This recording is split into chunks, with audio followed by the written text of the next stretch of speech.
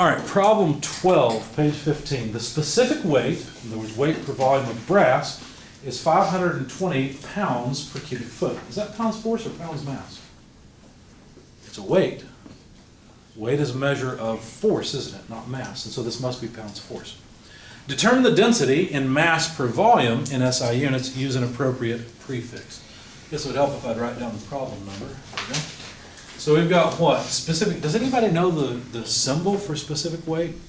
Symbols seem to be confused across the various classes. You go to one class and it's this, you go to another and it's something else. That'll be a lot of fun once you get to 320 and 313, fluids and the second thermo class. But I won't torture you before your time. However, density and specific weights are, I've always seen them as the same thing in various topics. Specific weight uses the symbol gamma. That's what that symbol is. And density uses the symbol rho. That's not P, it's rho. Okay, they're both Greek letters. And anyway, what they gave us was specific weight. And I realized it was pounds force per cubic foot, but they want density. Right? This is fundamentally different than the problems we've worked so far because this problem requires some understanding of the difference between weight and density and how they are, or I'm sorry, weight and mass and how they are related. As a matter of fact, the weight of an object is the mass of that object multiplied by the acceleration of gravity. You've probably seen this before. Okay?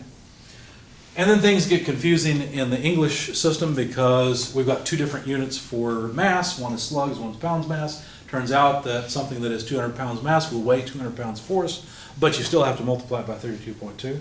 So how do you get 200 out of it when you got to multiply by, but we'll deal with that later. For right now, what we're interested in is figuring out the relationship between specific weight and density.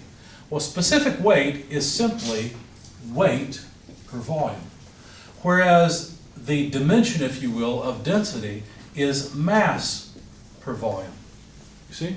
And if we know the relationship between weight and mass, then we should be able to figure out the relationship between specific, I'm sorry, it's not specific volume, that's another class, between density and specific weight. So what we're interested in is weight per volume, but weight is mass times acceleration, the gravitational acceleration, per volume. And so here's the density we're interested in, mass per volume. So how do we get density from it? Well, density is mass per volume, which would be equal to specific weight divided by the acceleration of gravity. See that all I did was pull the g over under gamma. That's all I did. Okay. So if I want density, then all I've got to do is start with specific weight divided by acceleration of gravity. So let's take 520 pounds force per cubic foot and divide it by the acceleration of gravity. What is the acceleration of gravity? Okay, we are given a problem in English units. We're going to SI. So wherever you convert, I don't care, but 9 times out of 10. If I give you a problem in English units, I expect you to work it in English units. If I give it to you in SI, work it in SI. As a matter of fact, I'll warn you ahead of time. On exams, if I give you a problem in English units, you convert to SI, work the problem, and convert back to English, I will deduct 5 points. Because I want you to be bilingual. What do I mean? I want you to be able to speak both SI and English because both are used. It's to your advantage, okay? So don't convert in a regular problem to another unit system when I've clearly given you one. Now in this case, obviously we're going to SI, so it doesn't really matter when. We could either divide by 9.81 or 32.2. And what you'll find out about me is if we have an option, we're going to do both. So you can see both ways. Let's start off with the English version, 32.2 feet per second squared. Okay? And let's see, remember invert and multiply? What could I do here with the units? Well, couldn't I get rid of them and say this is the same thing as second squared per foot? That's the same thing, isn't it? It's just a fraction, just invert and multiply. And here's a conversion factor you will definitely want to write down in the front of your book when you have it. 1 pound mass times 32.2 feet per second squared is a pound force. Sometimes people know this or call it G sub C. You'll see that terminology used, a pound force per 32.2 pound mass, foot per second squared. That's another way of writing it. I don't like the term G sub C because I always have to think about it. I prefer things I can reason out because my memory's not very good, so memorizing things doesn't work for me. And look at this. Pounds force is a force. This is mass. And that's an acceleration, isn't it? That's an acceleration we can all recognize. So all I've got to remember is F equals ma. Write down pound force, a pound mass. I guess I should put a 1 here. And this helps me remember. This is just a memory trick. However you want to do it is up to you. But I would recommend you write this conversion factor in the front of your textbook when you get it. Right now, put it in your notes. Okay? So let's use that conversion factor. Let's see. I've got pounds force in the numerator, so I'd like to have it in the denominator. That way they'll cancel, see? What goes in the numerator is the 32.2, I'm just pulling the number out front, pounds mass, foot per second squared. Now I broke my rule here. I put foot per second squared, but I used a forward slash instead of a horizontal line. Because I did that, it's harder to recognize that actually this foot per second squared is the inverse of this, and they cancel each other. See that? Because we've got second squared in the numerator, second squared in the denominator, feet in the numerator, feet in the denominator. Okay? All right, so then look at the units we end up with. Pounds mass per cubic foot. That's exactly what we're looking for density, was mass per volume. So this is all worked out. Now I can grab my calculator and start plugging away. Looks like it's pretty straightforward though. And I've missed something. Oh, we're not done. Well, let's go ahead and write down this intermediate result. This is 520 pounds mass per cubic foot. Now, here's a mistake.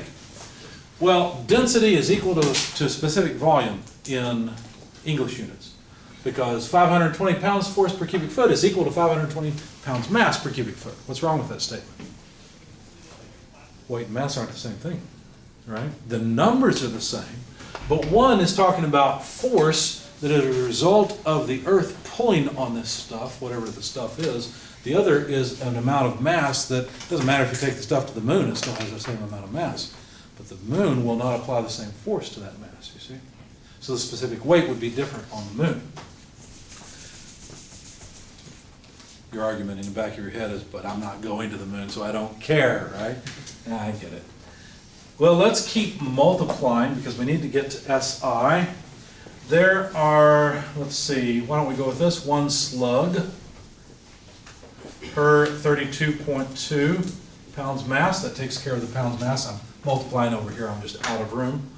And there are 14.5938 kilograms per slug. I got these conversion factors from the inside front cover of your book. The last thing to do is to convert feet into meters, more correctly, cubic feet into cubic meters. The only conversion factor I found is that there's 1 foot per 0.3048 meters.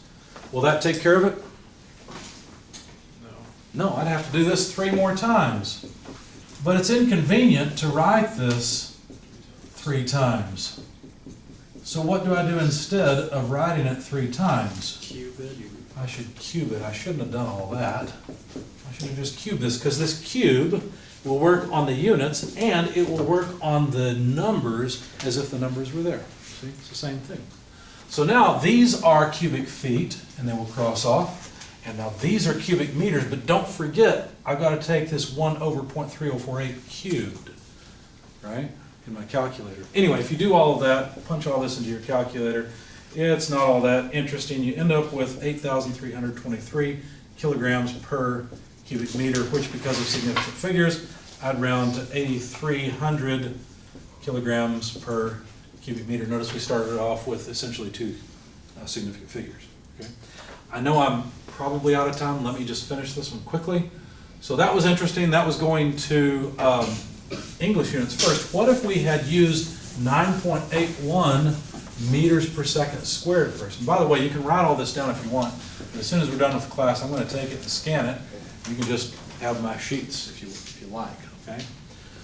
What if we had divided by 9.81 meters per second squared first? Well, things might have been a little bit easier because there are 4.482 newtons per pound force, so sure enough, the pound's force would have gone away. And there's 1 foot per 0.3048 meters, which again we need to cube, that way the cubic feet go away. And what are we left with? Well, we've got newtons per cubic meter and second squared per meter if we were to invert and multiply. Numerically, this comes out to 8,326.7 or so. Like I said, we've got newtons in the numerator, meters per second squared in the denominator, and we've got cubic meters in the denominator. This doesn't look too good for the home team, does it? So what are we going to do? Well, we're going to invert this and multiply. So times second squared per meter. Take care of that mess. And then realizing that a newton is a kilogram times a meter per second squared, then we realize that this second squared per meter crosses off with the meter per second squared. I guess we could have just left it down there to realize that. And what we've got really, if I round it off appropriately, is 8,300 kilograms per cubic meter. And that's the number that belongs in the box. Okay? Either way is okay. Why did I go through the English version? Because I wanted you to see what G sub C is, or an easier thing, I think, than G sub C to convert between pounds mass and pounds force. Okay? Any questions, comments? Was that easy or not? Easy? Yeah, Not really? easy. About right? Yeah. All right. I'm glad I showed it to you then.